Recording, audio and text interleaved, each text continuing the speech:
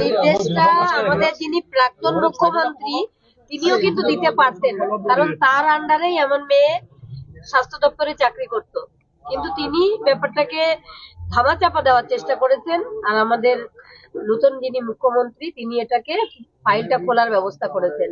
এটাই তফাৎ দুজন মন্ত্রীর মধ্যে। ভরসা আমার সবসময়ই ছিল, কোনো সময় আমি ভাবিনি যে আমার মেয়ের বিচার পাবো না। এটা ন্যায় বিচার, ন্যায়ের পথে লড়াইয়ে আমি থাকবো সবসময়। শুধু আমার মেয়ের জন্য নয়, সমস্ত মেয়েদের জন্য এই লড়াইয়ে আমি সমস্ত মায়েদের বলবো যে আপনারাও প্রতিবাদ করবেন।